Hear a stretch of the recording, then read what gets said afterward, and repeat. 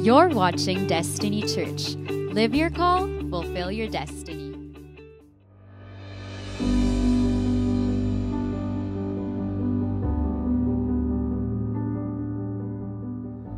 Again, first of all, I would like to greet those of you that are joining us for the very first time. Kung first time you po right now to be visiting us here at Destiny, allow me to just properly introduce myself.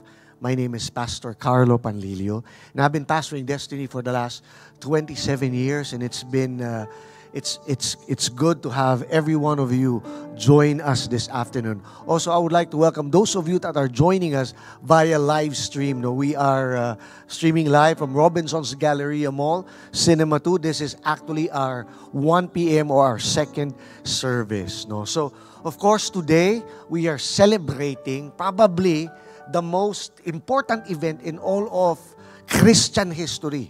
Ano sineselebrate natin ngayon? Easter Sunday or Resurrection Sunday. So first of all, I would like to greet everyone, Happy Resurrection Sunday. And why is this important? You know, sino dito, no, you love Christmas? I love Christmas. Sabi nga nila, it's the most wonderful time of the year. It is at that moment when Jesus, our Savior, was born. But I want you to understand that, no, yung significance ng Christmas, in fact, I would even say that Christmas would altogether be meaningless if there was no resurrection. In fact, sinabi ni Apostle Paul yan no? Sabi niya in 1 Corinthians chapter 15 verse 14, sabi niya, if Christ has not been raised, our preaching is useless and so is your faith. Paul was so honest enough to admit na kung hindi daw nabuhay muli ang Panginoong Hesukristo mula sa kamatayan, then itong ginagawa natin ito, yung ating mga pagkanta, yung mga pag-awit, yung pagsimba mo, yung pananampalataya, it is all together useless. Walang saysay, walang kabuluhan. In other words, Paul was willing to admit that everything in Christianity would be what? No? Would be senseless. Walang saysay, walang kabuluhan if Jesus didn't raise up from the dead. But the thing is, He did. Amen. Jesus, 2,000 years ago. And that is what sets Christianity apart from all other religions in the world. No, Buddha died. He had some great teachings. Confucius died. He was an amazing teacher. So did Muhammad. They all died. Jesus also died. But the difference is, Jesus was raised from the dead. Right? Come on, let's give the Lord praise for that. Okay? Sabi ko nga dito, the resurrection of Jesus is not just a miracle. It is the cornerstone or yung pinakapundasyon ng ating pananampalataya. Everything we believe about, hope, salvation, forgiveness, eternal life, hinges on whatever or not the tomb was truly empty or not. But praise God, it was indeed empty. Anyway, no, that's why I'm so excited to share God's Word for you this Sunday. If you have been following us over the last couple of weeks, meron po tayong series, no, and we have entitled the series, The Roads to Redemption. No? And we were looking into the actual roads, mga kalsada, mga daan, na Jesus Himself walked through, leading up to His suffering, to His death on the cross, and ultimately to His resurrection. And we are on the final part of our series.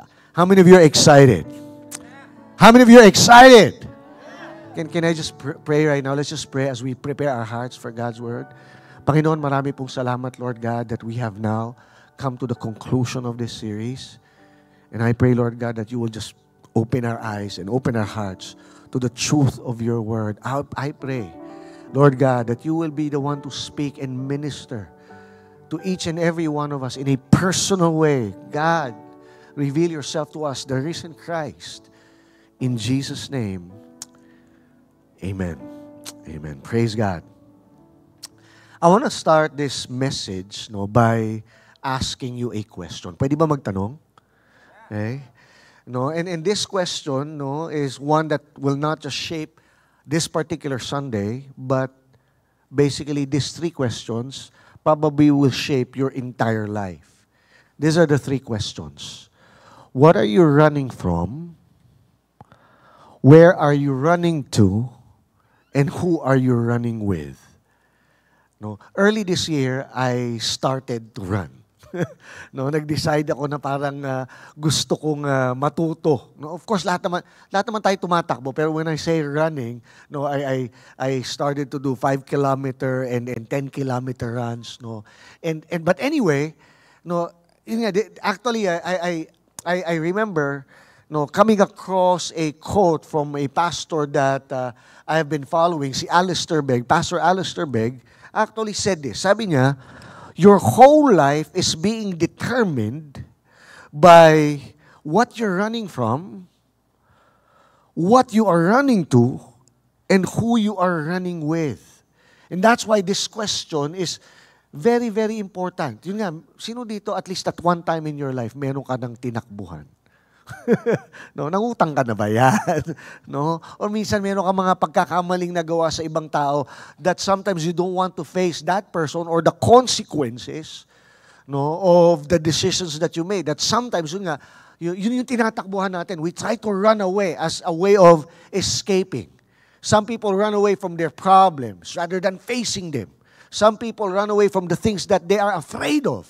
Yung mga bagay na kinakatakutan natin. So yun nga yung tanong, mahalagang tanong, what are you running from? Maybe some of you, no, the reason you are here in church today is, yun nga, you're trying to run away from something.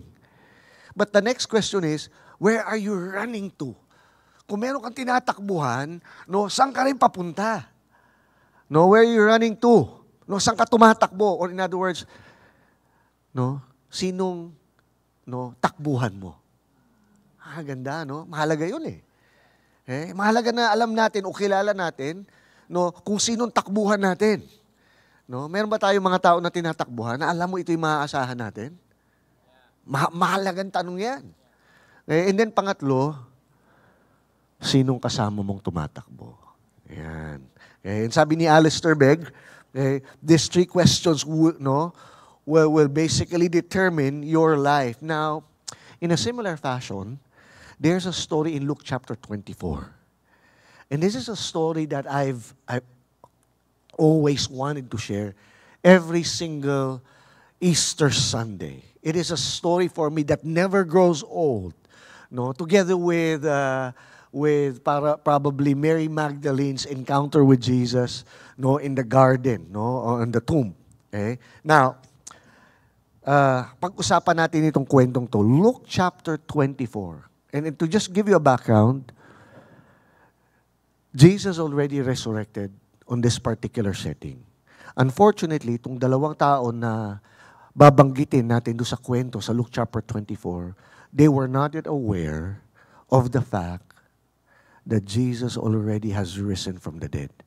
In fact, days prior to that, they have just witnessed their hopes dashed, no, their trust fall apart, their faith crumble because nakita nila kung paanong namatay si Jesus, kung paano siyang pinako sa cross, no, at paano siyang, yun nga, he was even buried, no.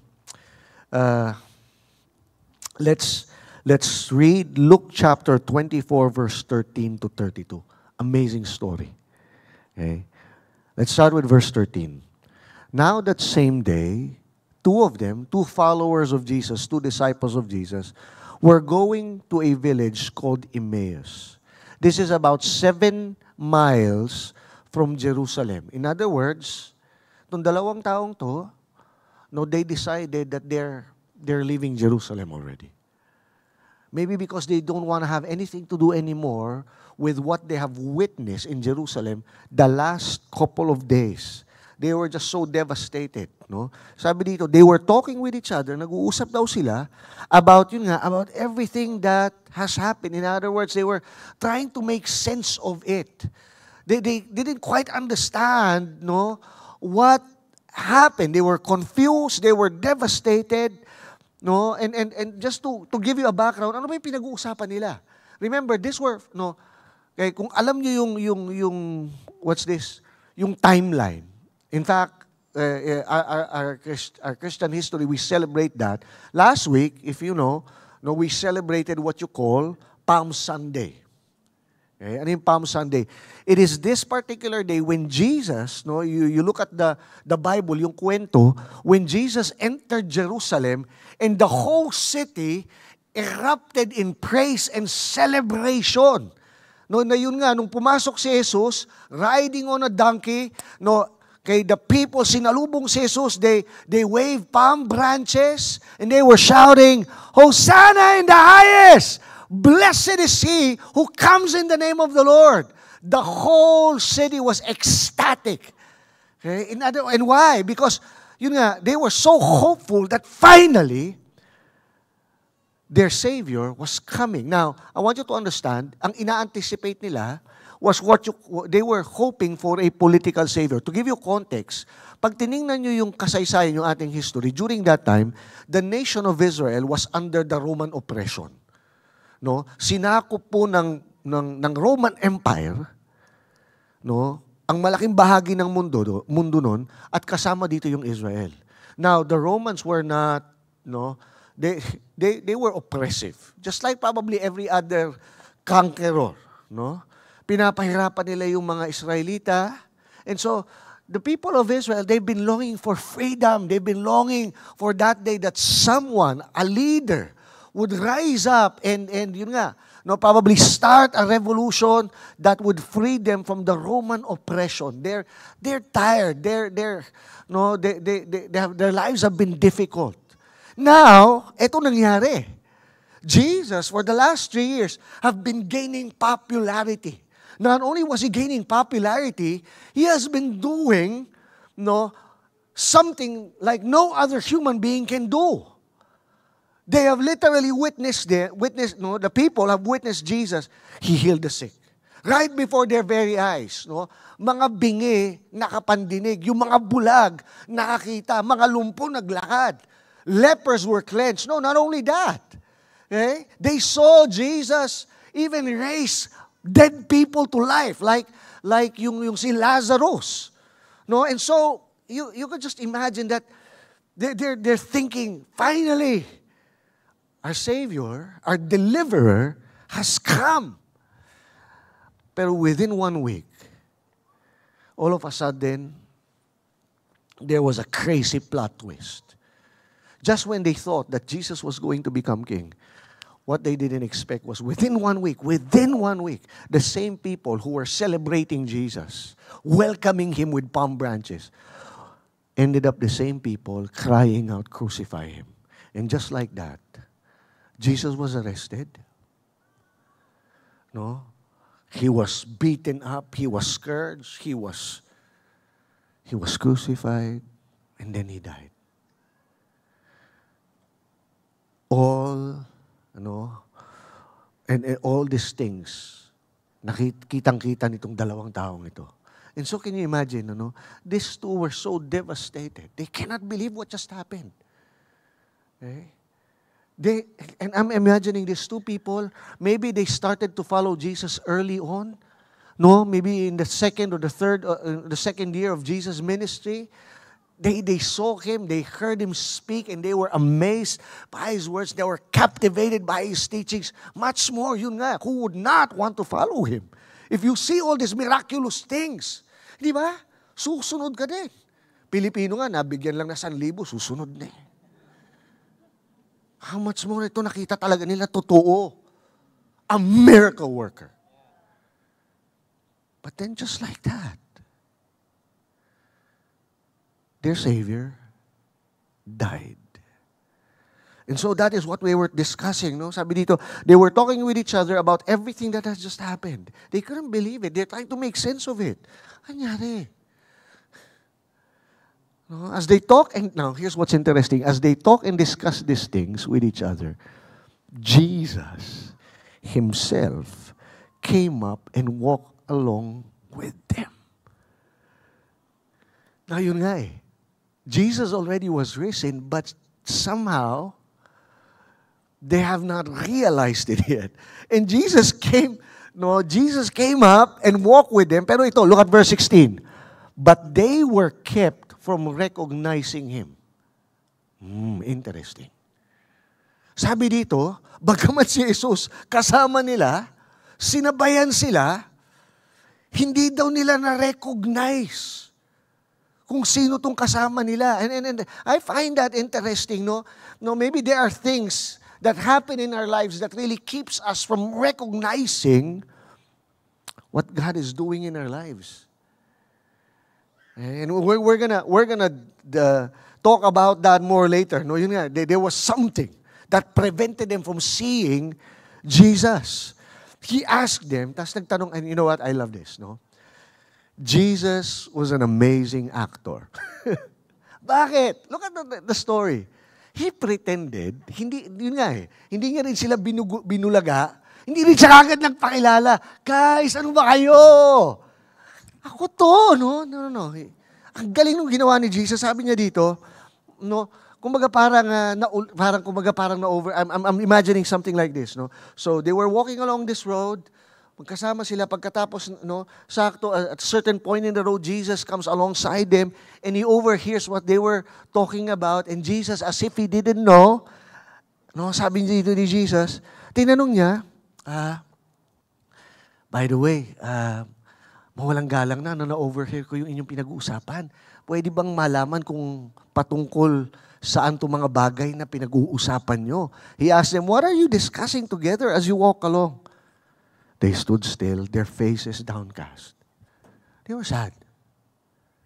Yeah, sabi doon, they even, I want you to imagine, I want you to picture, no, in your mind, when they were asked by Jesus. Of course, hindi nila nakilala si Jesus. They just, sabi doon, huminto sila sa paglalakad. Siguro na nanginginig pa yung, di ba? Pag naiiyak ka, nanginginig yan. Their faces downcast. And then, no, sabi dito, one of them, si Cleophas, tinanong si Jesus, are you only a visitor in Jerusalem?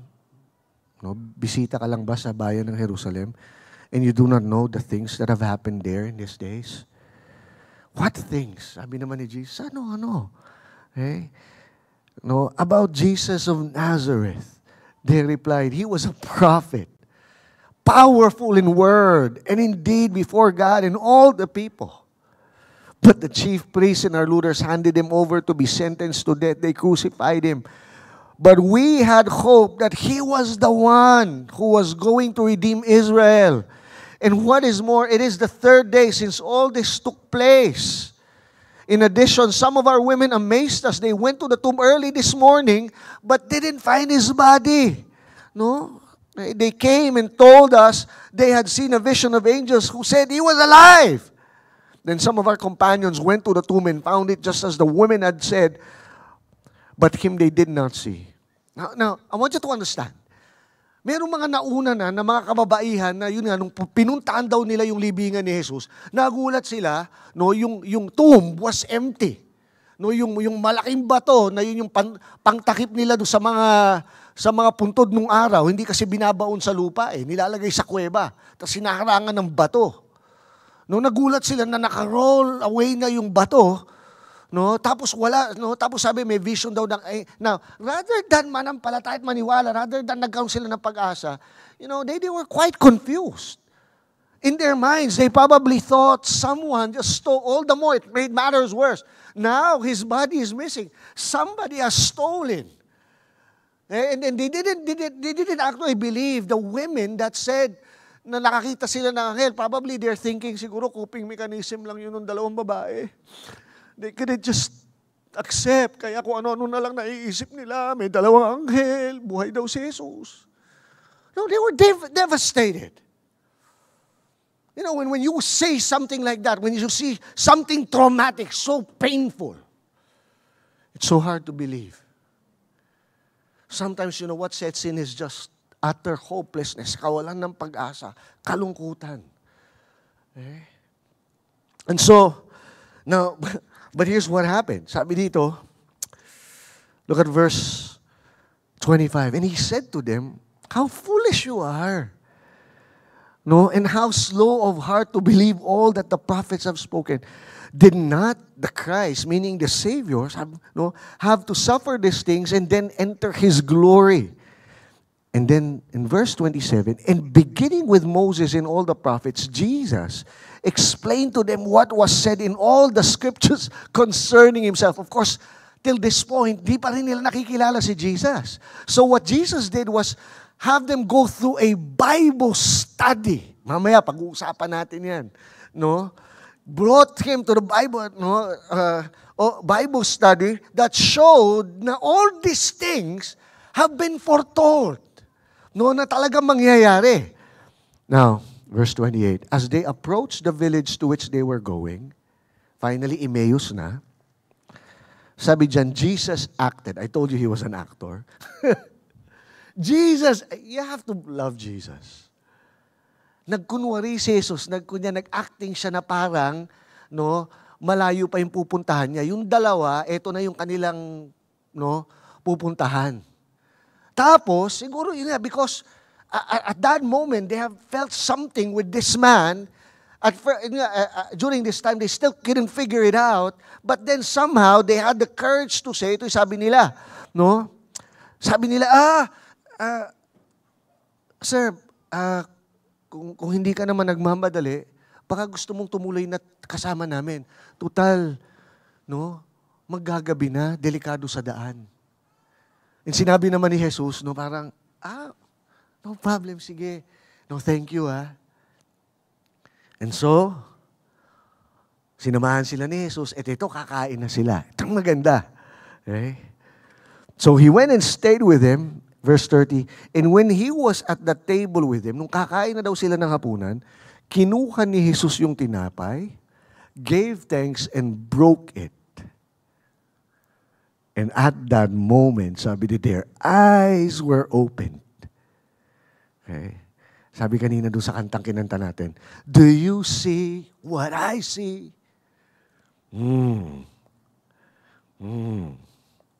What do you see? Okay? Apparently, yun nga, no, prior to this, they were not able to see. They were not able to recognize. But now, their eyes were opened, and they recognized him, and he disappeared from their sight. Okay? And they asked each other, nagtanungan sila, whoa! Okay? Were not our hearts burning within us? They were like, wow, that's why. Did you not feel that? That's why habang kausap pala natin siya, kaya pala merong parang nangyayari sa puso ko. No? Parang there was a stirring, there was a fire that was being lit. No, hope was somehow being restored. Sabi, while he talked with us on the road, no, and he opened the scriptures to us. Okay. Now, allow me to break down the story with you. By the way, if I were to give a title to this message, the last road, the road to Emmaus, the road of revelation. Ibig sabihin ng revelation, when something that has been hidden to you for the longest time, only to realize it is just there. Okay? Yun nga, meron ba nangyari na sa mga pagkakataon sa buhay nyo na parang, nandyan lang pala. Hindi mo lang kagad napansin. Sino na ditong nawala na isang bagay? Hinanap mo ng hinanap. No? Only to realize yung hinahanap mo, nandun lang. And later on, bigla mong, oh my goodness, nandyan lang pala. Okay, something that has been hidden. Is it possible that God wants to tell you, open your eyes this afternoon to something that you have never realized before? Okay? So Road to Emmaus, the Road to Revelation, no, yung subtitle ko, Blinded by Pain, Awakened by Truth. Wow. Blinded by pain, awakened by truth. I would like to describe this story in 3 acts. Act 1, Act 2, Act 3. No? Imagine we are watching a play. Maganda nga kung gawin nating next project ng stages ito . No? Ng Destiny stages. No? Okay. Act 1, Act 2, Act 3. Act 1 is going to be, I would entitle Act 1, no? 3Ds. Tandaan nyo 3Ds. Disappointment, dialogue, Act 2, and Act 3, discovery. Let's dive into the story. disappointments. Ano ibig sabihin ng disappointments, no? Sino nang na-disappoint dito? Parang iba, walang disappointment sa buhay. No? Lahat tayo nakaranas na ng disappointment. No? Bakit tayo nadi-disappoint? Kasi nga meron tayong mga bagay na inasahan, pero hindi nangyari. No? Merong mga maliliit na disappointment, pero meron din talaga namang matitinding disappointment, mga matitinding dagok sa buhay natin. No? And as a result of disappointment, no, okay, does not only cause us to be disappointed, but it is related to what? No, experiencing pain. Disappointments are painful. Okay? And here's the problem. When you're disappointed, when there's pain, I'm not talking about physical pain. No? In fact, minsan mas madaling gamutin yung physical pain. Eh. Pag nasugat ka, alam mo, nandiyan sugat mo, gagamutin mo eh. Pero paano lapatan ng lunas ang pusong nasugatan ng lalim? Di ba? Paano mo, no? Yung nasugat ka because of you have lost your hope. And here's the problem with pain, no? Here's the problem with disappointment. Yun nga, how pain blinds us. Okay? First thing, pain narrows our perspective. Pain narrows our perspective. Interesting. Look at chapter 24, verse 16 again. Go back to the story. Sabi dito, but their eyes were kept from recognizing Him. And I'm thinking, no, did God just blind them? Or is it something else? No, could it be it was because of their hopelessness, yung kanilang kawalan ng pag-asa, yung kanilang kabiguan, na siyang naging hadlang para hindi nila makita, no, o hindi nila ma-recognize si Jesus. No? Sabi sa Tagalog version, ngunit hindi nila siya nakilala. Is it possible that something so obvious you fail to recognize because the pain is too much? No? I wrote something here in my notes. Grief has a way of closing our vision. Grief has a way of closing our vision. No, these two disciples were so focused on yung pala matindi. When you end up being so focused on your sorrow, nakatutok ka dun sa problema mo, sa kalungkutan mo, ang nangyayari sa'yo is yun nga, nabubulag ka dun sa opportunities, nabubulag ka dun sa, nakatuon ka dun sa kawalan ng pag-asa, nakatuon ka dun sa kabiguan, na hindi mo na nakikita yung pag-asa. They couldn't see Jesus that was basically standing right beside them. And by the way, this is not just something spiritual, no? Okay, in psychology, okay, there is In 1959, there was a study which is dubbed Easterbrook's theory. No, si Easterbrook, pinag-aralan niya to and he theorized, and it shows that emotional distress causes what you call tunnel vision. Ano ibig sabihin ng tunnel vision? Sino na dito nakapasok sa isang tunnel? Di ba okay, no, ako'y taga Sambales, no. Pag umuwi ako sa probinsya namin, dun sa banda, pag malapit na sa Subic, merong tunnel doon na dadaanan ka. At pag dumaan ka sa tunnel, di ba, pag wala ka sa tunnel, ang lawak lang nakikita mo. Pero pag pumasok ka sa tunnel, no, nagiging limited yung nakikita mo. And is it possible na yun nga, yung ating mga kalungkutan, yung mga kabiguan natin sa buhay, no, napapaliit yung ating nakikita. Lumiliit yung perspective mo. Yun nga, grief narrows our perspective. Okay? It is, no, sabi dito ni Easterbrook, no, okay, literally and cognitively making it harder to see beyond the immediate pain. You cannot see even beyond the pain already. Okay? In another study, si Walter Brueggemann, na isa namang theologian, no, dinescribe niya ito at ang tawag niya yung tinatawag na faith disorientation. Okay? Ano ibig sabihin ng disorientation? Yun na disorient ka. Okay? Prior to disorientation, mayroon tinatawag na orientation. In other words, you are well-oriented. And mind you, itong dalawang taong to, There was a point in their belief in Jesus that they were so sure. And as I was thinking about this, I looked at my own life, and maybe similar to yours, no? Were there probably times in your life na yun nga, you were just so sure of yourself.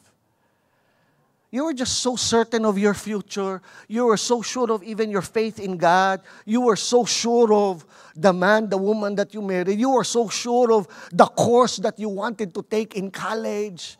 No, pagkatapos, first sem pa lang bagsakan ka na. Disorientation.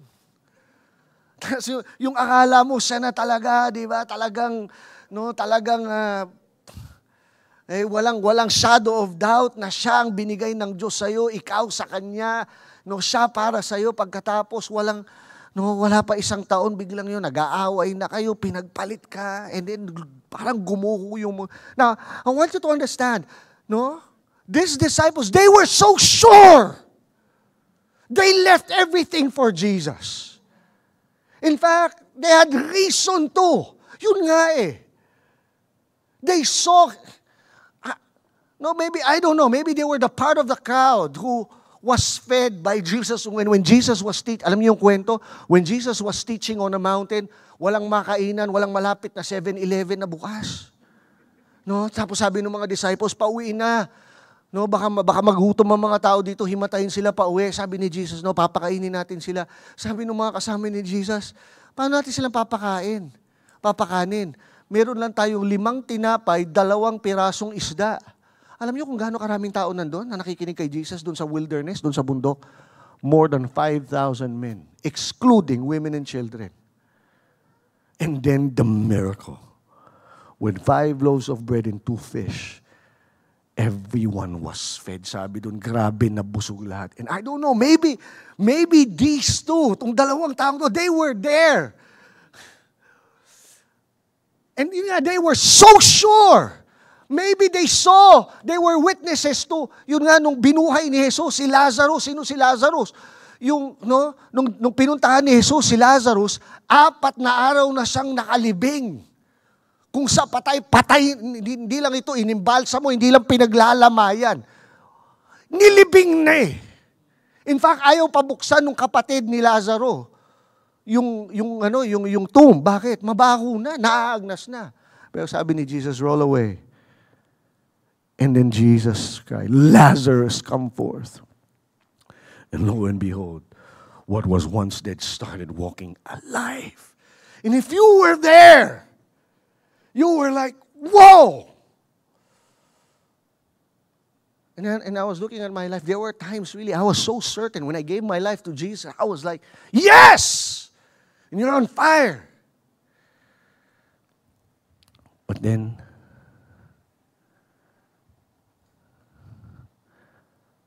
crucifixion happens. It is not the way you anticipated things to be. Akala mo, pag tinanggap mo si Jesus, lahat ng problema mo sa buhay mawawala. Pero bakit parang nadagdagan? Sino nakakaranas nun? Diba? Yung reality, akala ko ba, Lord? Faith disorientation. It is described as periods when individuals feel spiritually unsettled, questioning previously held beliefs, and experiencing a sense of distance from God. You know, when before you used to think, God, we're gonna change the Philippines. And then you realize you can't even change yourself. Diba? Nung nakaraang last presidential elections, a lot of young people were devastated. Because they really pinned their hopes and they were so excited, pag nandun ka doon sa mga rallies, parang, wow, eto na. And na-realize ko ngayon, hindi lang yung mga pinklawan ang devastated eh.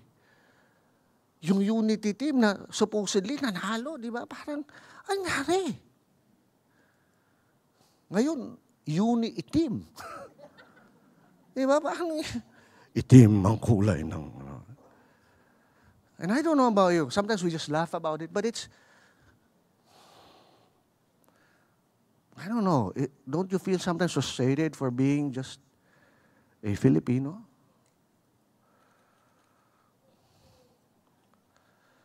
And totoo yun eh. Minsan papaisip ka, ang hirap mo mahalin. Hindi ko tinutukoy yung katabi mo. Although baka totoo rin minsan yun. Di ba? Minsan na-realize ko, mahirap ako mahalin eh. Tanungin niyo asawa ko. Tanungin niyo anak ko. Nadidisorient tayo. No? Sabi dito, this state can be triggered by personal trauma, loss, or significant life transitions. Disorientation is a period marked by suffering, doubt.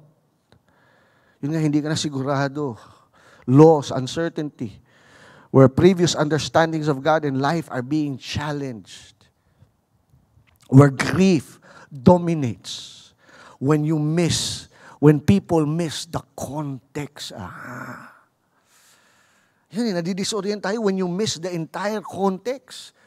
No, ito, apparently, hindi nila na-realize yung context ng mga pangyayari. They miss the context. They miss the possibilities. Even people standing in front of them. In disappointment, we tend to interpret, ito, pakinggan nyo ito, pakinggan, ganda nito. When you are disappointed, you tend to interpret God's silence as His absence. But for all you know, He is closer than you think. It does not mean na pagtahimik ang Diyos, wala ang Diyos. For all you know, nandun lang siya. Katabi mo, kasama mo. No, God's silence doesn't mean His absence. Although sometimes it feels that way. Kaya nga merong kanta, di ba? Natutulog ba ang Diyos?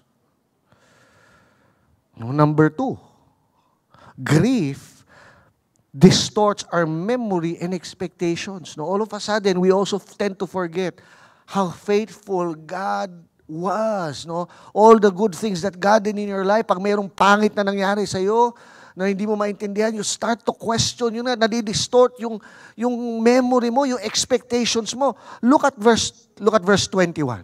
Ano sabi nila nung kausap nila si Jesus? We had hope that He was the one. Ang ganda niya sa Tagalog. Umasa kami. Tanong.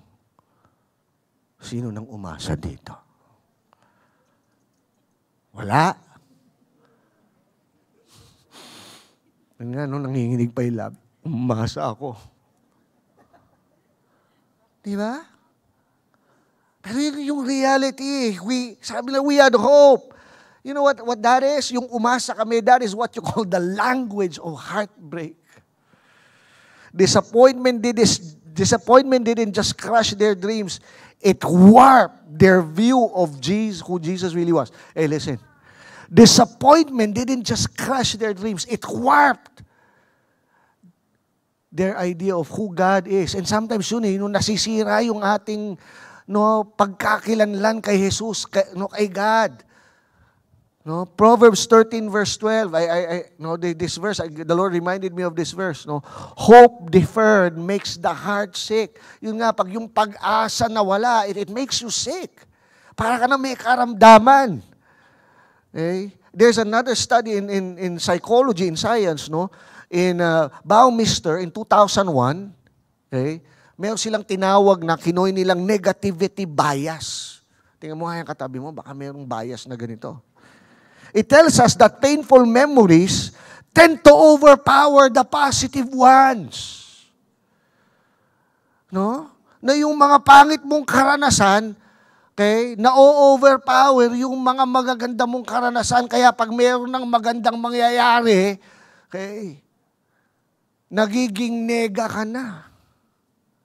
No, tingnan mo nga yung katabi mo. Okay, tingnan mo nga kung awake pa yan. Baka still in the grave.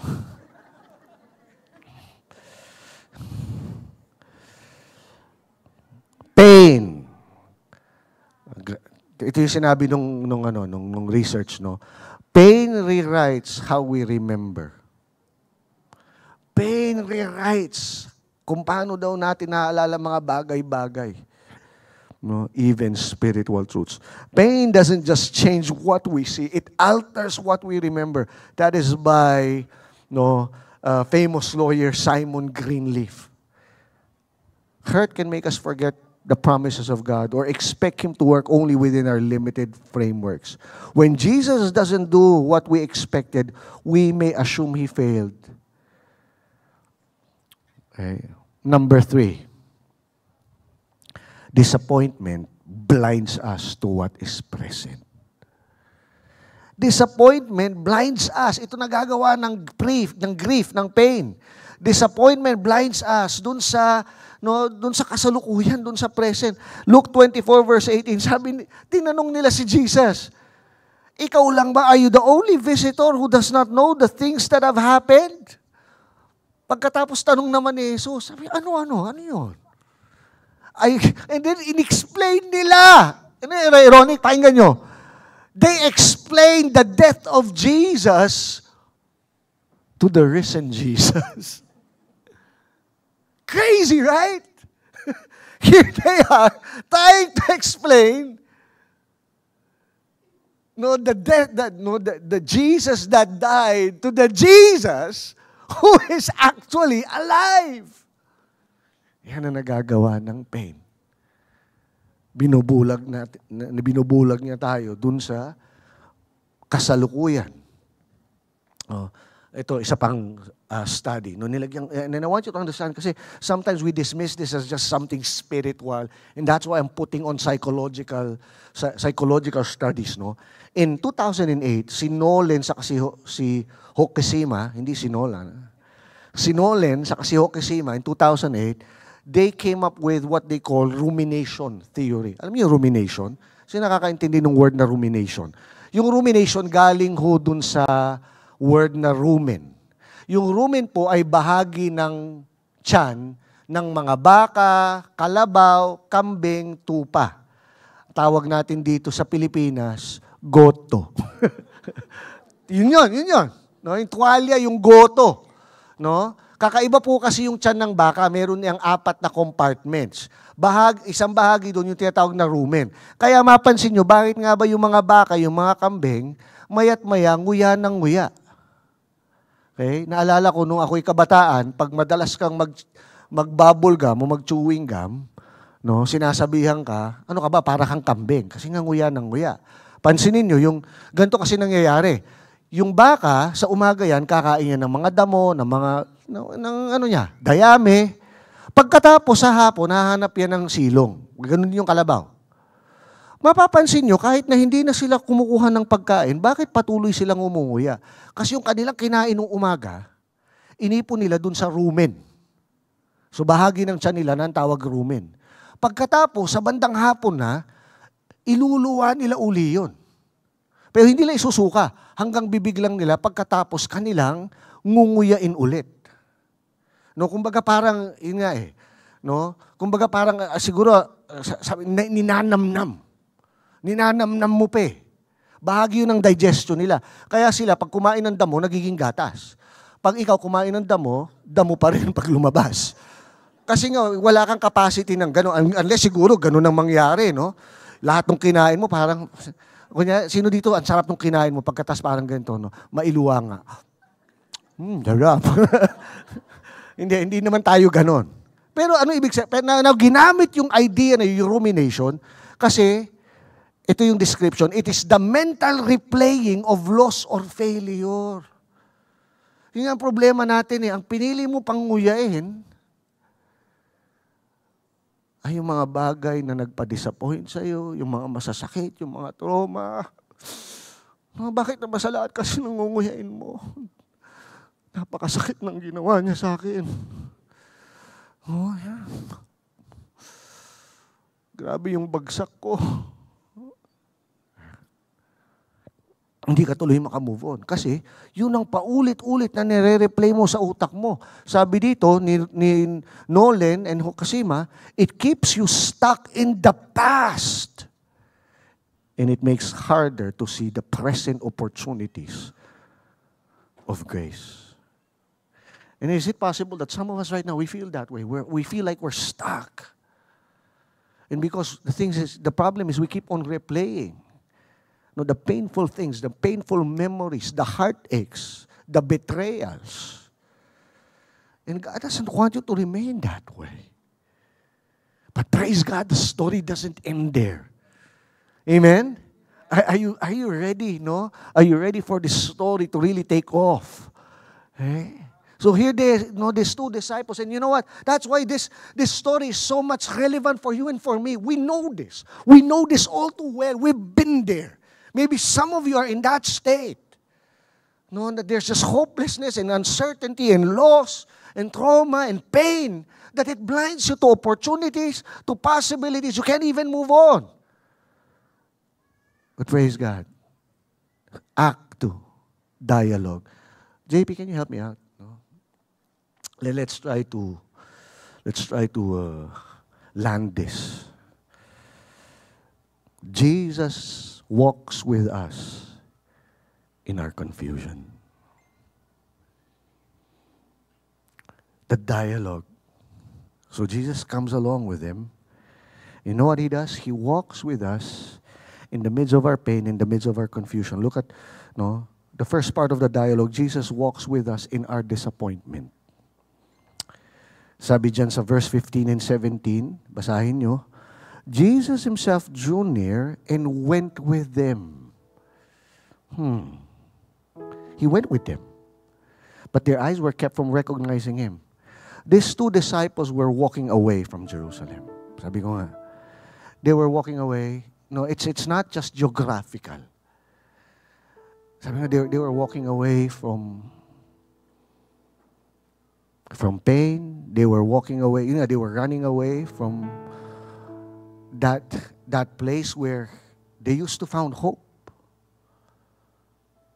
And they were running away from it. Siguro, it was just too much. Remember, that morning, two women already said to them that Jesus was alive. But rather than be excited and hopeful about it, siguro sabi nila, no, please. Please, huwag mo kong paasahin. Masyadong masakit. Di ba? Nanasin mo yun? Na misa ayaw mo na umasa. Kasi ayaw mo na uli mabigo eh. Ayaw mo na ma-disappoint. Masyadong masakit. Kaya rather than paniwalaan yung kwento ng dalawang babaeng na pinunta, sabi nakakita sila anghel, they would rather leave. And some people just walk away from their marriage because it's just too much. And then, honestly, can you blame them?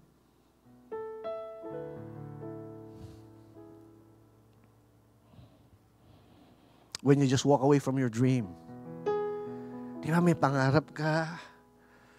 Pagkatapos yun nga, hindi ka pumasa, hindi nangyari yung mga bagay na gusto mo, hindi ka nakapasok sa trabaho. Yung kurso na akala mo para sa'yo, biglang first sem pa lang, babagsakin ka na.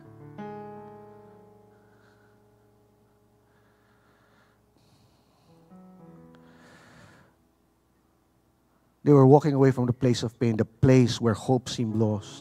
Yet, Jesus joins them on the road. Now, He does not wait for them to figure it out. Can I call your attention? Jesus didn't wait. Sige, hayaan ko lang sila na magdusa. Maintindihan din nila later. No. And that's what I like about our God, about Jesus. He doesn't wait for you to have it all figured out. Hindi mo kailangan malaman lahat para tsaka kanya puntahan eh. In the midst of your confusion, in the midst of your hopelessness and lostness, He walks with you. Okay? Sabi dito, yun nga, He does not wait to figure it out. He steps into their confusion and sorrow. He draws near in their sorrow and walks their pace. I like that part. He walks their pace. Ibig sabihin, hindi niya minadali. Bilisan nyo. Nakaranas na ba kayo ito yung lakad mo, pero minamadali ka ng mga tao sa paligid mo? Bakal mo. Pero hinayaan niya. Okay? Hinayaan niya magkwento. Which leads me to my next point. Jesus listens before He speaks. And He said to them, what is this conversation that you're holding with each other as you talk? Now, check this out. Jesus could have jumped in there, and yun nga parang, hello guys! Diba? Buhay ako! Jesus! It would have been amazing. No. It's just, he talks to them, and sabi niya, ano nangyari? Tapos nagkwento sila. Pinakinggan sila.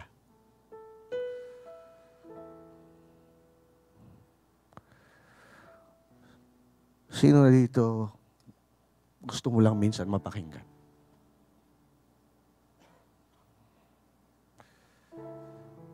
Si Jesus, hinayaan niya.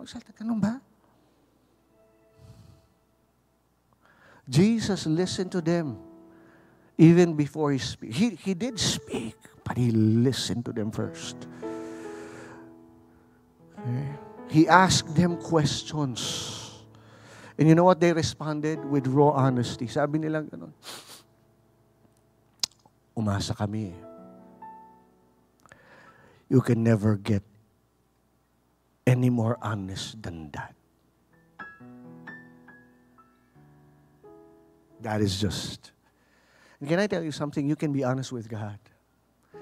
He knows you anyway. He already knows you. You don't have to hide. You don't have to lie. You don't have to pretend. You could just be honest. No, sabi niya, umasa kami. We had hope that He's the Messiah. No, sabi ko nga, that's the language of heartbreak. And sabi niya, umasa kami. Sa English, we had hope, past tense. No? And you know what? You know what you find there? Jesus is not threatened by our questions. In fact, He invites us to be honest. He listens before He teaches. In discipleship, truth often begins with transparency. He listens before He teaches. Jesus is not repelled by your questions. He enters into them with compassion. Even when we are moving in the wrong direction, He walks with us to guide us back. These two, they were walking in the wrong direction already. Mali na yung direksyon nila eh. Baka ilan sa atin dito yun nga, mali na yung direksyon natin sa buhay. And Jesus walks with us to guide us back. Which leads to the last act. Ready for the last act? Discovery. Discovery. Yun nga yung natuklasan nila. The road to revelation, the road to awakening truth. Yung nabuksan yung kanilang mata dun sa katotohanan. At paano ginawa ni Jesus yun? No? And then this is what Jesus did. Luke 24, chapter 24, verse 27. And beginning with Moses and all the prophets, He interpreted to them all the scriptures that concerns Himself. I want you to understand this. No, that was probably a good long walk. 7 miles they were walking. They were not hurrying at all. And so Jesus started to what? To do a Bible study. Binuksan ni Jesus sa kanila yung katotohanan patungkol sa salita ng Diyos. Kaya sabi dito, beginning with Moses. Just for you, for those who do not understand, bakit sinabi beginning with Moses? Kasi yung first 5 books of the Bible, yes, it is inspired by God, but it was Moses who wrote that. Genesis, Exodus, Leviticus, Deuteronomy, Numbers, those were written by Moses.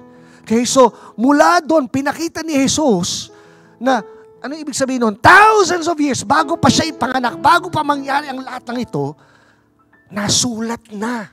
It was all pointing to Him. And of course, they didn't.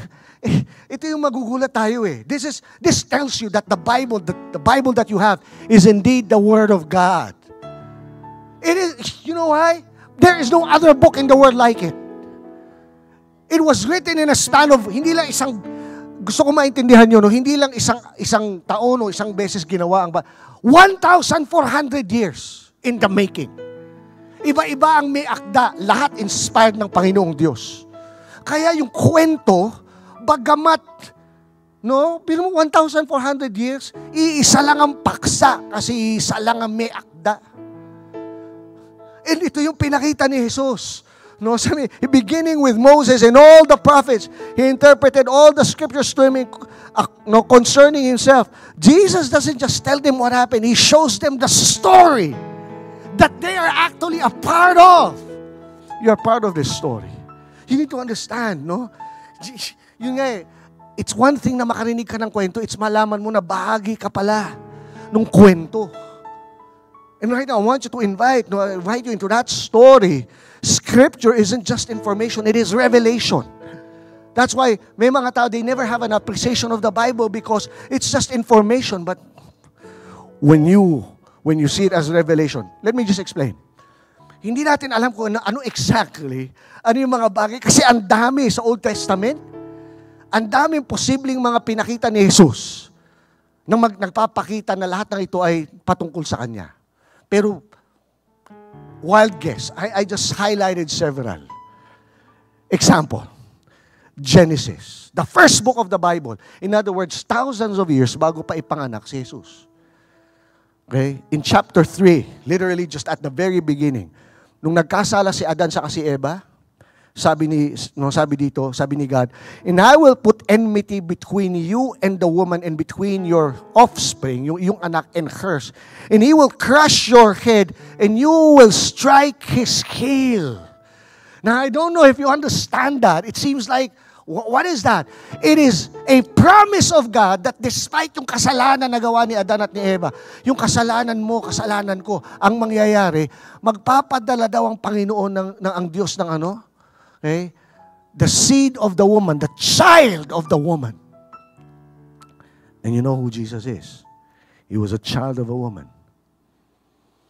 Okay? And the seed will crush the serpent's head. Sino si serpent? Si Satan. This is known as the proto-evangelium, the first prophecy of a coming Savior who would defeat the serpent, Satan, through His suffering. No? Sinabi doon, you will strike his heel. Yung ahas daw, kakagatin yung kanyang paa. In other words, somehow, this child will somehow also suffer. Oh, by the way, remember the cross? How He was nailed? Hey guys, wake up. You don't want to miss this part. This is amazing. 2,000 years ago, when that nail was driven, struck his heel. Ah! 3 days later, Bible says that Jesus went to hell. Ba't pumunta si Jesus sa impyerno? Because He took the power of Satan, the power of death. Because death has no power over Him. Come on. Come on, give the Lord praise. Come on. Ano pa? Genesis 28. Ito, medyo malayong kwento, no? Kasi pag binabasa yung Bible, parang magkakasunod lang. Pero hindi. No? These are years in the making. Okay? Genesis 22 verse 8. Kung kilala niyo si Abraham, the first of the patriarchs.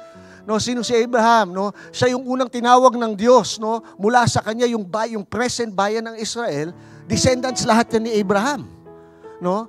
And kung alam niyo yung kwento, at one point sabi ng Lord kay Abraham, if you love me, I want you to sacrifice your son.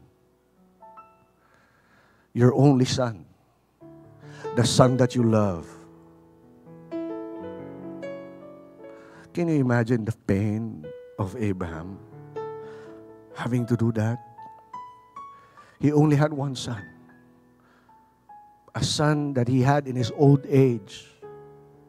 His only son. Sabi pa doon ni God, I want you to take your son Isaac, sacrifice him. Your only son, the son that you love.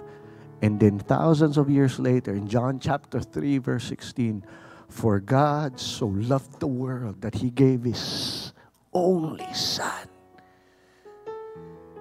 that whosoever believes in Him will not perish but have everlasting life.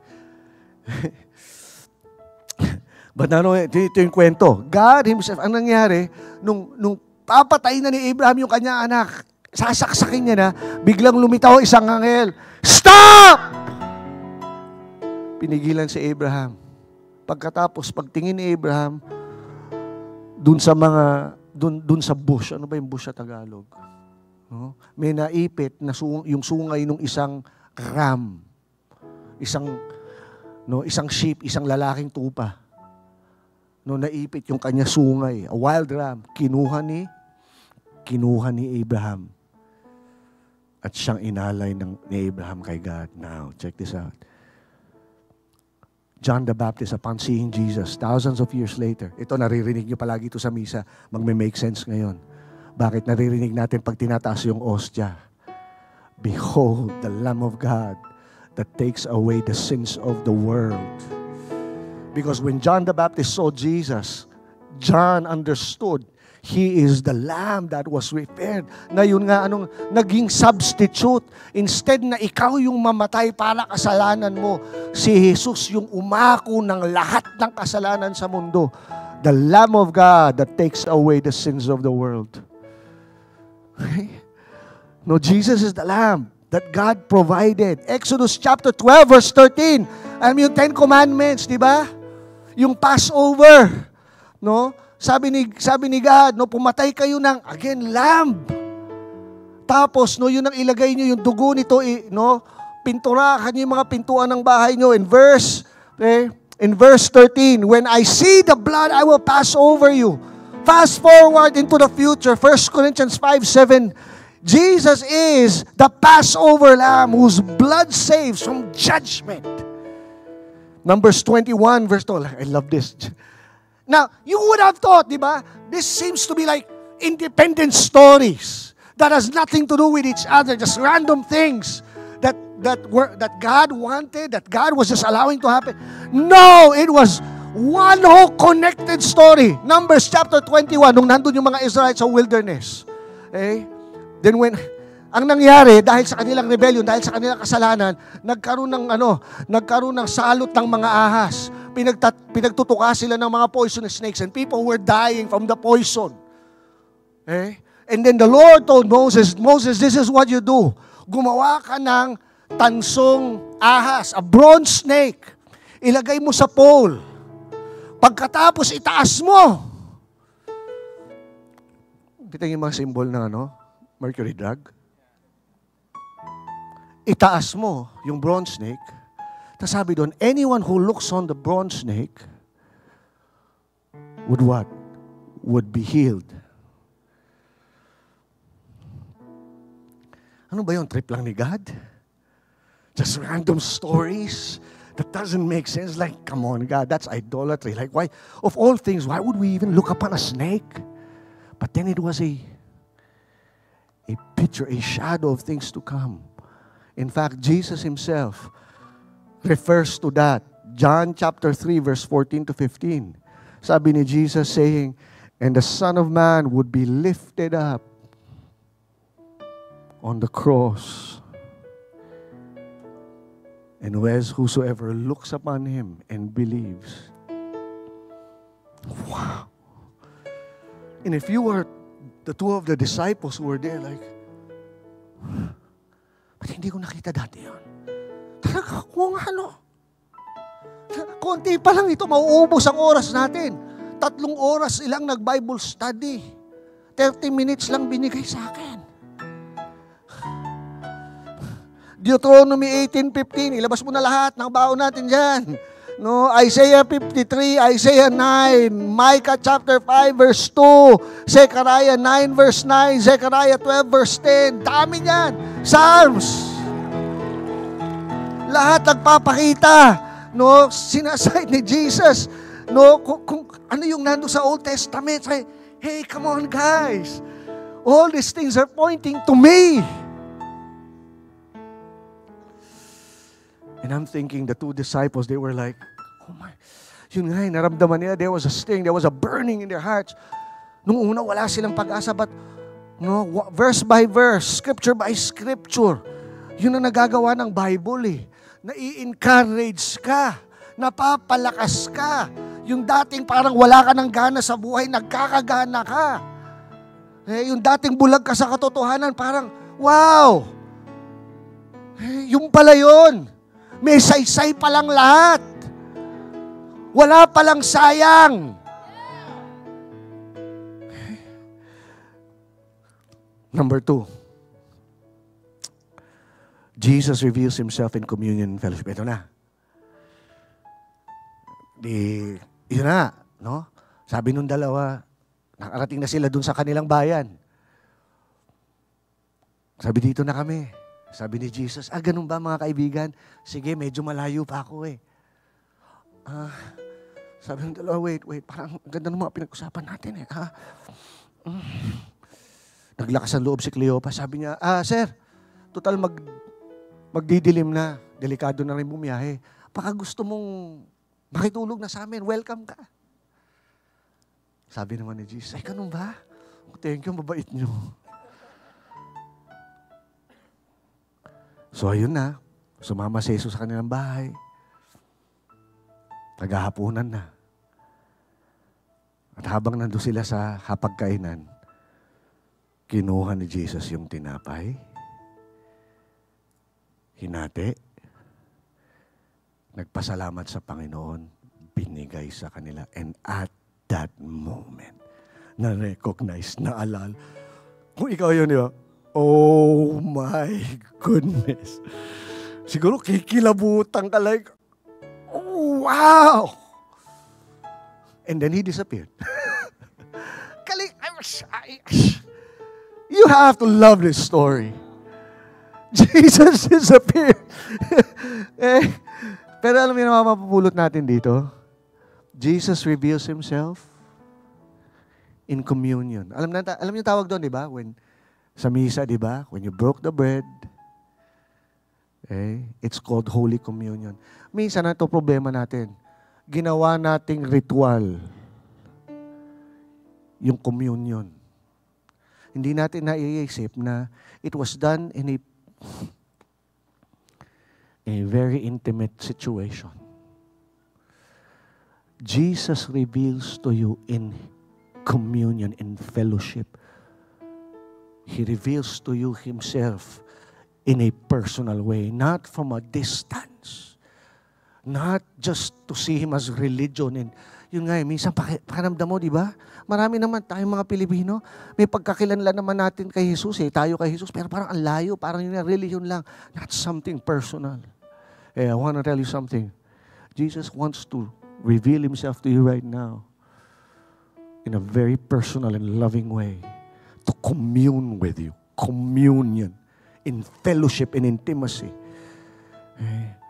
Shared ritual and fellowship play a key role in emotional recovery. Diba kaya nga, pag gusto mo maka-recover emotionally, praise God na mayroon tayong mga kaibigan na nakakausap. No, na pagsasabihan natin ng mga samahan ng loob natin. And that's what Jesus does. No?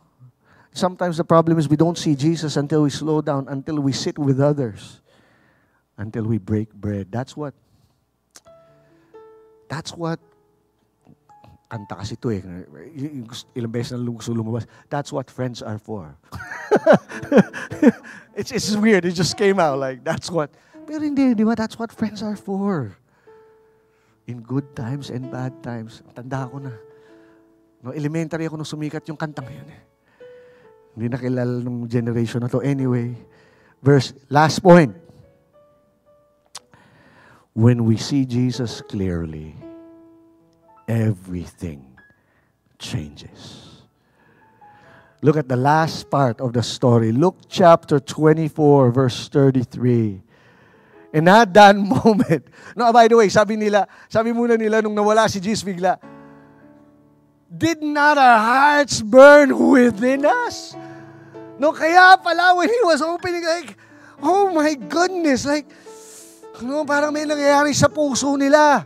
No, all of a sudden, the fire that has died, the hopelessness was being replaced by hope and faith. They were no longer disappointed. Once blinded by pain, now awakened by truth. And here's what happened. When they saw clearly, they rose that same hour. Tandaan nyo, gabi na. Tandaan nyo, ang tindi ng pinagdaanan nila. Baka ilang araw na rin silang walang tulog, walang pahinga. Ito na yung pagkakataon na yun na nga, tama na, gusto lang na yung mag-relax, gusto lang yung magpakalayo-layo. Pero hindi, pag nakita mo, Panginoon, meron kang tinatawag na second wind, yung dating parang patay, biglang may nabuhay. Anong ginawa nila? That same hour, No? Una, palakad-lakad lang sila. No, baka iba sa inyo dito, no? Pumunta dito sa church, no? Naglalakad lang. Lalakad. Hindi, paglabas mo dito, tatakbo ka, kapatid. Tatakbo ka. Sino handang tumakbo? Sino handang tumakbo? Diba? Sabi ni, they ran. Oh, go to that verse. No? They rose that same hour and they returned to Jerusalem. You know what? They started to tell everyone, Jesus is alive! It was not just something they hear. It was something they saw, they experienced, they witnessed. Amen? Okay? They had walked away in grief. Now they run back in joy. From retreat to return, from silence to proclamation. The presence of the risen Christ doesn't just comfort us, it commissions us. Once you see Him, once you see Jesus, you can't walk away the same again. 2 Corinthians 5:17, if anyone is in Christ, he becomes a new person. You become a new person once, no? And some of you, yun nga, there is a deadness. Kaya kanina yung kanta natin, di ba? Sabi doon na, no? Ano yung line na, I can see another resurrection. What does that mean? Jesus already resurrected. No. It's not talking about Jesus. It's just talking about you. I can see another resurrection. Because your dead hearts, your dead hopes, your dead dreams are going to come alive once again because Jesus is alive. Amen. We proclaim a risen Christ. Okay? That's why when we come to church, no, it's not about religion and ritual. That's why we can celebrate. That's why we can worship. When we sing, it is never ritual. We sing to a living God. Amen? Let's all stand.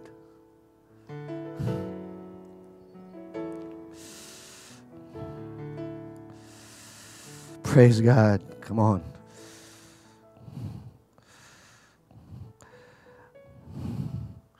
Blinded by pain. And we are all familiar with pain. I know some of us. Some of you right here, you've been carrying that pain for the longest time.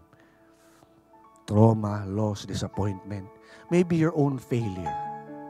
Ikaw naman talaga yung nagkamali. And yes, maybe you're even the one to blame. But I want you to know Jesus is alive.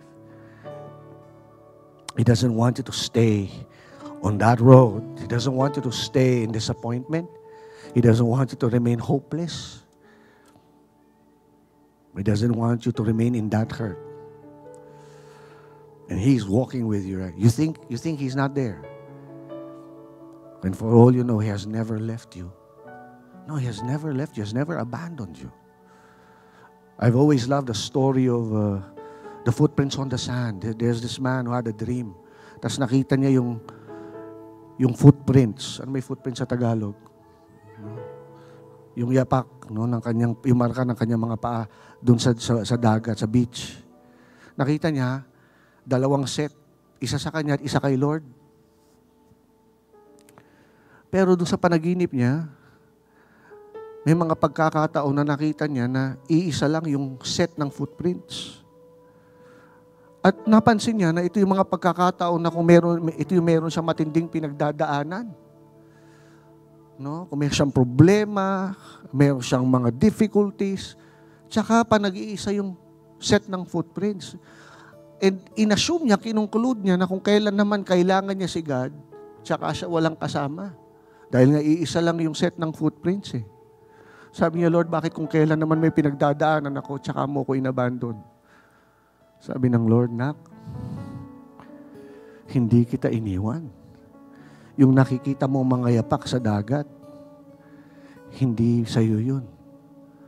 Akin yun.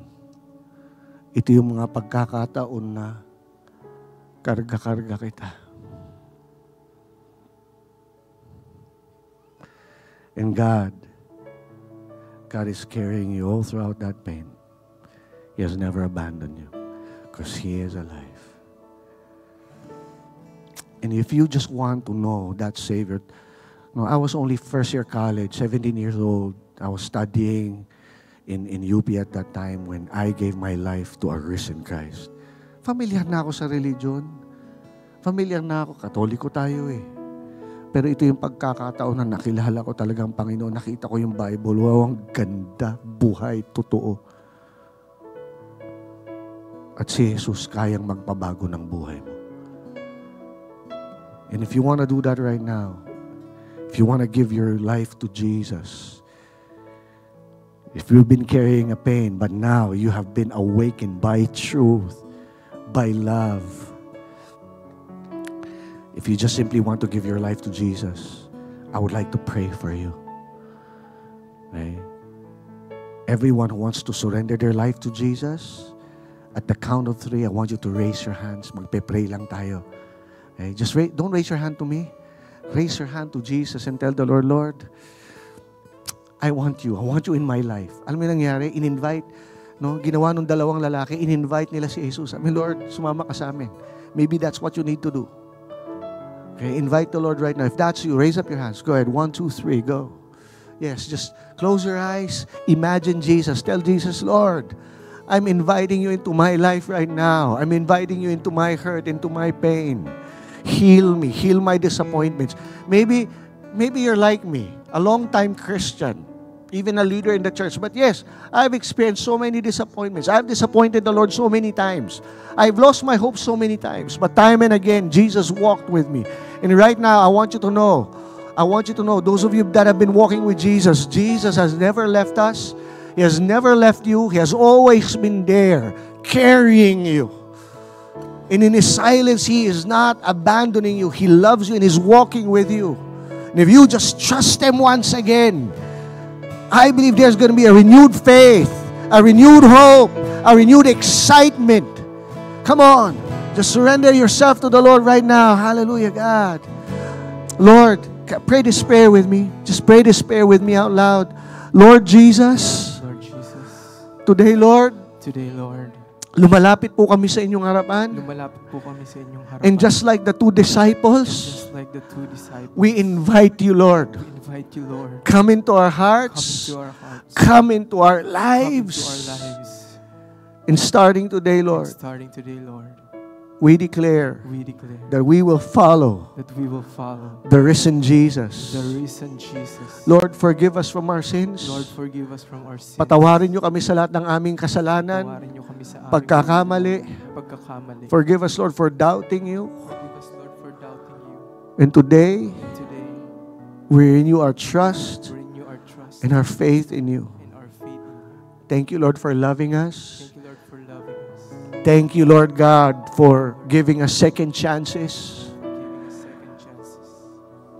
In Jesus' name. In Jesus' name. Amen. Lord, to everyone that has just prayed a simple prayer. By the way, right now, remember, sabi ko kanina, no? Jesus listened to them. And go ahead, from your heart, I want you to talk to Jesus. He's listening. Tell Him what's going on in your life. And when somebody listens to you, that is healing. And that's what you need. Go ahead. Tell Jesus. He's here. He's right beside you. Can you tell Him what's been going on in your life? Yes, you can tell Him your disappointments. Tell Him your pains. Tell Him your losses. Tell Him your sorrows. Tell Him your anxieties. Tell Him your fears. Go ahead. Tell Him of your heartbreak. Go ahead. Tell Jesus. Tell Jesus. Tell Jesus. He is listening. And as you tell Him, there is healing right now. I speak healing to every broken heart. I speak healing to everyone that has lost hope. Healing in their marriage. Healing in their families. Lord God, healing in terms of our relationship. Healings of our hopes and dreams, Lord. And I pray, Lord, you would cause those dreams once again to come alive. To come alive. In the name of Jesus. In Jesus' name. In Jesus' name. Hallelujah. Hallelujah. Love came down and rescued me. Love came down and set me free. I am yours. I am forever yours. Mountain high or valley low, I out and remind my soul that I am yours. I am forever yours. Oh, love came down and rescued me. Love came down and set me free. I am yours. I am forever yours. Oh, mountain high, oh, valley low. I sing out and remind my soul that I am yours. I am forever yours, and I am yours. I am yours. All my days, Jesus, I am yours, and I am yours. I am yours. All my days, Jesus, I am yours. Even as we close right now, this segment, can you just, if you have somebody with you, together with you, go ahead, just give them a hug. Okay? Let them be, let them be the expression of Jesus in your life. Come on. Come on, this is church. This is what church is. In church, there is healing. There is love. There is communion. There is communion. There is fellowship. Go ahead. Hug somebody. They need that hug. They need that touch. They need that tap on the back. Come on. Kahit na hindi mo kilala, sige. No, sabihin mo, just, no, hold somebody's hand, your family, your friend, your barkada. Hallelujah. Father, we thank you, Lord. We thank you. Thank you, Lord, for your healing. Thank you for your communion. In Jesus' name, amen, amen, amen. Okay. My wife has a few announcements. Amen and amen. Palakpakan natin muli ang Panginoon. Come on, give Him our clap of praise. Hallelujah. Say, Jesus is alive. Tell your neighbor, my Jesus is alive. My name is Shai and I'm here to give you a few announcements. I'm gonna request you to take your seat for a little bit. Okay lang ba? Ang unang-unang announcement po natin ay ang ating praise report patungkol sa ating Shattered Sheep. Sino po ang nakapanood at nakibahagi? No? So last April 9, we officially launched our theater ministry with our first stage play entitled Shattered Sheep. Yan, nag-enjoy po tayong lahat. Praise God, we had 2 shows and by God's grace, both shows were sold out. Palakpakan naman natin ang Panginoon. Some of the highlights that we'd like to share with you. We were able to raise new volunteers because of this new ministry. Some of those people are new believers and new members of our community. Volunteers shared, each one of them, on how the production has blessed them and led them closer to God. And we were also able to share the gospel to the cast members. So for your information, no, lahat po yung ating cast ay hindi naman galing sa church natin. When we opened the audition, inopen natin siya for even outsiders. And then, during the technical dress rehearsal the day before the actual show, Pastor Carlo did a session with them and preached the word to them. Some of them, first time nilang nakarinig ng word of the Lord, and they said that they are really blessed. One of the cast members said he felt that he was meant to be part of it and he learned to believe in God again. Shall we give the Lord a clap of appreciation and praise for that? We know that is the work of God. Amen? And lastly, we were able to raise more than 56,000 pesos for our building fund. Palakpakan natin ang Panginoon.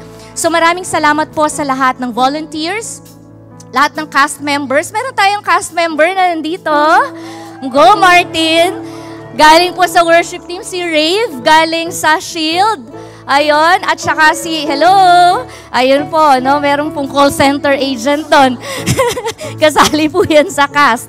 Okay, and also, we would like to invite you to visit our Facebook page, Destiny Stages. Okay, and lahat po ng nanalo sa raffle natin, nakapost na po siya sa ating Facebook page. And also, we'd like to invite you to watch out for our next productions this year. We are praying that this summer break, we'll be able to come up with a workshop for the kids and teenagers. And Lord willing, no, by His grace, come up with a recital that's going to be a play na i-stage natin sa church, okay? If you want to take part in this ministry, just send a message to Destiny Stages Facebook or Instagram account. So to God be all the glory. Now for the announcements, in addition to the building fund, no, we will be selling notebooks. Hawak ko po ngayon ang Destiny Journals. It comes in 2 colors. For now, 2 colors pa lang, black and orange. Ito po ay available in its introductory price na 100 pesos. Next week, 1,000 na siya. So bili na kayo. Lahat ng online pamain na lang po, okay? Yan, bili na po kayo. Hindi, 100 po siya introductory price, 150 na po siya in the coming Sundays po. And then next announcement, Destiny Professionals Night Life will be on Thursday, April 24, 7 p.m. at the Live Ministries Ortigas Center. Please follow the FB page of our Destiny Professionals for more details. Next is the youth camp. We have new dates for the youth camp. This will be for tweens and high school, grade 7 to grade 12 students. The new date is May 23 to 25, 2025. Our venue will be in Antipolo, Rizal, and the camp fee is 3,500 pesos per participant. Ngayon, kung hindi po kaya na bayaran yung buong 3,500, you may register and indicate dun sa registration nyo that you will need financial assistance and we would gladly help you po. No? We, hindi po ako, sila po. Sila, yan, sila lahat yan. And then, our Destiny Family Fun Day on May 24. So makikita nyo nag-conflict po siya. No? So itong Destiny Family Fun Day, we encourage whole families to attend, especially with those na may mga younger kids. No, we have fun and mga play para sa mga kabataan, of course, and for the parents as well. So the venue is Antipolo, Rizal. Camp fee is Kawit Cavite. Sorry po. Kawit Cavite, 1,300 per person, per member of the family. So, kung hindi po kaya, no, masyadong mabigat po, again, indicate lang po sa registration link that you need financial assistance and we would gladly help you po sa mga bagay na yan. We believe that nothing is impossible with God. Amen? He is alive. He's our provider. Last but not the least is our Destiny Discipleship Conference 2025. Our theme for this year is Love and Lead. The dates are June 13 to 15, 2025. The venue is none other than Cinema 2 Robinson's Galleria. And our registration officially opens today. So, ito po ang QR code. And early bird registration natin from today, April 20 hanggang May 4, 1,000 pesos. By May 5 onwards, 1,200 na siya. Balita ko, plus 100 per day. Hanggang dumating June 13. Joke lang po yan. Register through the link and please follow our FB and IG accounts. Hanapin nyo lang po Destiny Discipleship Conference or yung logo na DDC so that you will always be updated. So yan lamang po ang aking announcement. Tumayo po tayong lahat and let us celebrate the risen Lord. Hallelujah. Thank you for being alive. Thank you for being in our lives. We praise you. We honor you. In Jesus' name we pray. Amen. What I see. Come on, let's sing this song. Come on. What I see. And I see lightning. I see thunder. Something stirring 6 feet under. Dead things coming back to life again. I believe there's about to be another resurrection. I see signs. And I see signs and I see wonders. I see bursts of living color. Dead things coming back to life again. Oh, that's you. I believe there's about to be another resurrection. Let's put us together. Come alive. Hey, hey. Wake up, sleeper. Hey. He is risen. We are risen with him. Hey.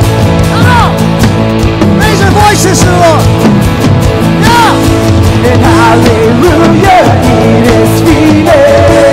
It is finished! See the great nobody in it.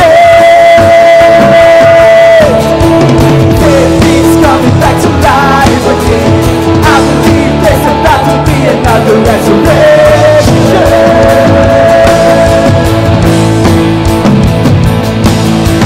Come alive, wake up, sleeper. He is risen. He has risen with paradise from wide open. He is risen. We are risen with come alive. Wake up, sleeper. He has risen. We are risen with paradise from wide open. He is risen. We are risen with Hey, some of you need a better revelation of this song. This song can be better sung if you start really dancing or just jumping. Don't just clap your hands. Winners, jump, jump, jump, jump, jump. Come on, jump, jump, jump, jump. You see what I see. Hey, That the grave is empty. oh, Then you know what I know. Anything is possible if you see what I see. come on, you can do better than that. Come on, Jesus is alive. Then you know what I know. Anything is possible. Do you see what I see? Yeah. Come alive. Wake up, sleeper. He is risen. We are risen with paradise. Blow wide open. Wide open. He is risen. We are risen with Him.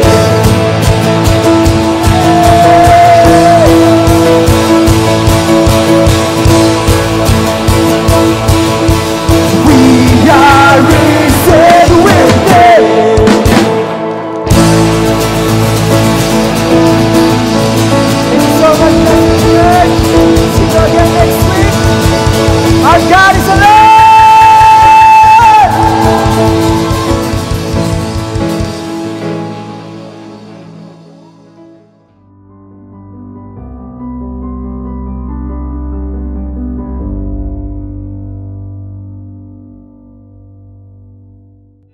You're watching Destiny Church.